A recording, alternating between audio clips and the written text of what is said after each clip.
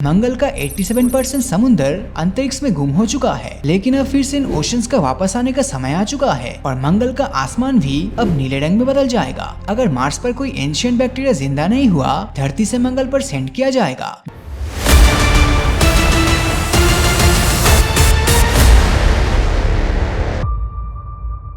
Elon Musk 40 स्टारशिप्स rocket के जरिए मंगल के पोल्स पर न्यूक्लियर मिसाइल्स को फायर करने का प्लान बना रहा है, जो मंगल की सतह से मीलों दूर इसके एटमॉस्फेयर में एक्सप्लोड होगा और ऐसा करके मंगल को इंसानों के रहने लायक बनाने का प्रोसेस शुरू होगा। मार्स को रहने लायक बनाने का सबसे पहला फेज इसके एटमॉस्फेयर में न्यूक्लियर एक्सप्लोजन करना। इसके जरिए मंगल पर मौजूद कार्बन डाइऑक्साइड के बर्फ पिघलने लगेंगे। मंगल का एटमॉस्फेयर धरती का सिर्फ 1% ही है, जिसके चलते वो सूरज से आने वाली हीट को एब्जॉर्ब नहीं कर पाता और उसके सतह पर मौजूद पानी तुरंत जम जाता है। सिर्फ इतना ही नहीं, यहाँ पर प्रेशर इतना कम है कि इंसानों के खून में मौजूद ऑक्सीजन को भी अलग कर सकता है, जिस वजह से किसी इंसान की मौत यहाँ पर सिर्फ कुछ सेकंड में ही हो सकती है। इसीलिए यहाँ जिंदा रहने के लिए प्रेशराइज्ड स्पेस सूट की जरूरत पड़ेगी। न्यूक्लियर विस्फोट से यहाँ का बर्फ पिघलने के बाद इसमें मौजूद कार्बन डाइऑक्साइड और पानी भाप बनकर एटमॉस्फेयर में जमा होके एटमॉस्फेयर को घना करने लगेगा और मार्स का तापमान भी बढ़कर -60 डिग्री सेल्सियस से 0 डिग्री के आसपास पहुँचने के साथ ही अंडरग्राउंड में जमे बर्फ भी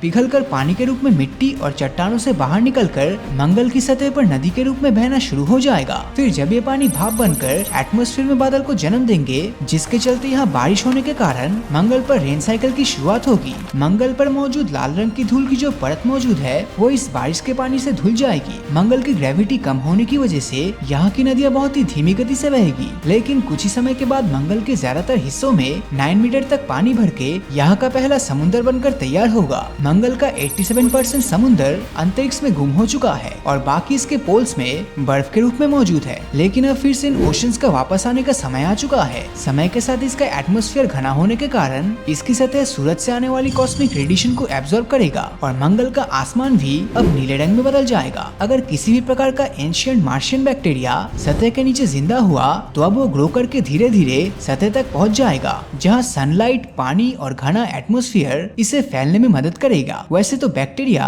स्पेस के खतरनाक रेडिएशन में सालों साल जीवित रह सकता है, लेकिन इसके बावजूद अगर मार्स पर कोई एंशिएंट बैक्टीरिया जिंदा नहीं हुआ, तो कुछ जेनेटिकली इंजीनियर्ड बैक्टीरिया को धरती से मंगल पर सेंड किया जाएगा, जो वहाँ की एक्सट्रीम कंडीशन में भी सर्वाइव कर सके और जो काफी तेजी से बढ़े और फैलता जाए। ये बैक्टीरिया मंगल के पहाड़ों में दरार पैदा करने, मिट्टी बनाने और यहाँ तक कि और भी ज्यादा कॉम्प्लेक्स ऑर्गेनिजम्स जैसे एल्गी, घास और पेड़ पौधों को पैदा होने और उन्हें सर्वाइव करने में मदद करेगा। मार्स अब काफी हद तक टेराफॉर्म हो चुका है, लेकिन अभी भी यहाँ ऑक्सीजन मास्क की जरूरत पड़ेगी। अब ये तो हो गई मार्स को टेराफॉर्म करने की बात, लेकिन अब बारी आती है यहाँ इंसानी बस्तियां बसाने की, जिसके लिए 10 स्टारशिप्स को मंगल की ओर सेंड किया जाएगा, जिसमें कोई इंसान नहीं बल्कि 120 रोबोट्स होंगे, जो मंगल की सतह पर इंसानों को पहुँचने से पहले ही उनके लिए ह्यूमन कॉलोनीज बनाने का काम शुरू करेगा। ये 120 रोबोट्स सबसे पहले तो ऐसे स्ट्रक्चर्स का निर्माण करने वाला है जहाँ ये खुद को सेफ और फ्यूलिंग कर पाए। शुरुआत में इन रोबोट्स को मार्स के dust storm, solar flare, hardware, software malfunction और मार्स के आर्कटिक इलाकों की जमा देने वाली ठंड का सामना करना होगा। फिर जब ये इन कंडीशन से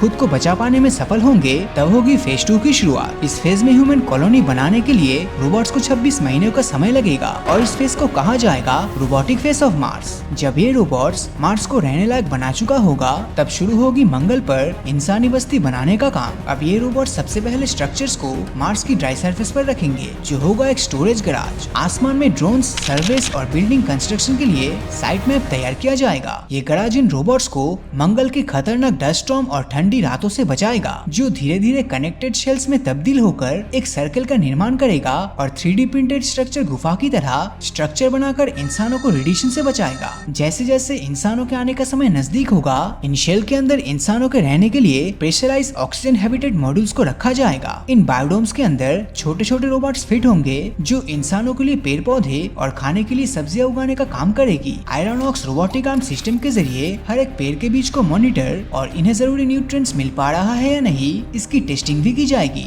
मंगल की सतह पर एस्ट्रोनॉट्स को जेनेटिकली इंजीनियर्ड प्रोसेस के जरिए इस कदर एडवांस बनाया जाएगा कि उन पर रेडिएशन का कोई असर ही ना हो पाए। एस्ट्रॉइड्स और कॉमेट्स को मार्स के खाली पड़े बंजर इलाकों की तरफ गिराया जाएगा, क्योंकि मंगल की सतह पर sufficient amount amount of carbon dioxide मौजूद नहीं है जिससे कि इसके एटमॉस्फेयर को पूरी तरह से ट्रांसफॉर्म किया जा सके। बर्फ और नाइट्रोजन से भरपूर एस्टेरॉयड की मदद से मंगल की बंजर जमीन को फर्टाइल बनाया जाएगा ताकि पेड़ पौधे जन्म ले सके। सुपर कंडक्टिंग केबल्स को मंगल के उत्तर से दक्षिण दिशा तक बिछाया जाएगा, बिल्कुल हमारी धरती के समुद्र के नीचे मौजूद इंटरनेट केबल्स की तरह। और फिर इलेक्ट्रिकल करंट्स इन केबल्स के जरिए पूरी मार्शियन सरफेस का चक्कर लगाएगी जिसका नाम है सोलोनॉइड लूप प्रोजेक्ट। और इसका काम मंगल की मैग्नेटिक फील्ड को रिबूट करना। दरअसल आज से 4 अरब साल पहले बड़े बड़े एस्टेरॉयड के टकराने के कारण इसका मैग्नेटिक फील्ड नष्ट हो चुका है। ये मैग्नेटिक फील्ड किसी भी प्लेनेट को कॉस्मिक रेडिएशन और सोलर विंड से रक्षा करती है, इसीलिए इसे फिर से वापस लाने की जरूरत है। जब न्यूक्लियर फ्यूजन रिएक्टर के जरिए इन केबल्स में इलेक्ट्रिकल करंट को सेंड किया जाएगा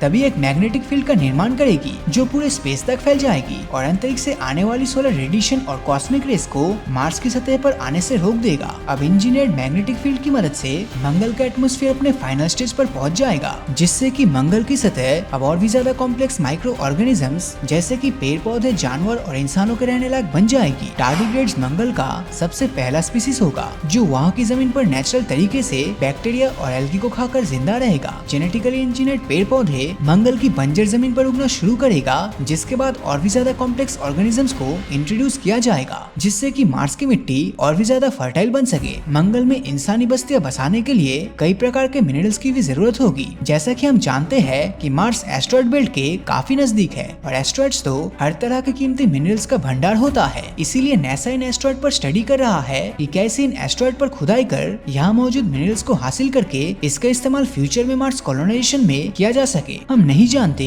कि हमारी फ्यूचर टेक्नोलॉजी हमें किस मुकाम तक पहुँचाएगी या फिर इंसानी शरीर को किस कदर बदला जा सकेगा ताकि हम मार्स की सतह पर सर्वाइव कर पाए, लेकिन हमें किसी और ग्रह पर रहने के बारे में सोचना क्यों पड़ रहा है। दरअसल हम इंसानों ने धरती को इतना पोल्यूटेड कर दिया है कि इसका एटमॉस्फेयर इंसानों के लिए हानिकारक बनता जा रहा है और धरती का तापमान बढ़ता ही जा रहा है। अगर ऐसा ही चलता रहा तो आने वाले कुछ दशकों में ये धरती रहने लायक तो नहीं बचेगी। इसके अलावा हर समय एस्टेरॉयड के टकराने का खतरा तो है ही जिससे इस धरती के तबाह होने के चांसेस काफी ज्यादा है। इसीलिए इंसानों को इस खतरे से बचाने के लिए इलॉन मस्क ने सपना देखा है कि धरती के अलावा भी किसी और प्लेनेट यानी मंगल पर एक अलग दुनिया बसा जाएगा। उनके सपने पर दुनिया भी भरोसा करती है क्योंकि उनके इस मार्स कॉलोनाइजेशन प्रोसेस में स्पेसएक्स के साथ नासा भी मिलकर काम कर रहा है। मस्क के मुताबिक मंगल पर साल 2050 तक लगभग 10 लाख से ज्यादा लोगों की आबादी होगी, लेकिन धरती से मार्स की दूरी कुल 6 करोड़ 20 लाख किलोमीटर है और इतने सारे लोगों को मंगल पर ले जाने के लिए स्पेसएक्स को कम फ्यूल वाली टेक्नोलॉजी पर काम करना होगा, नहीं तो मस्क का ये सपना ही रह जाएगा। स्पेसएक्स के दिए गए रिपोर्ट की माने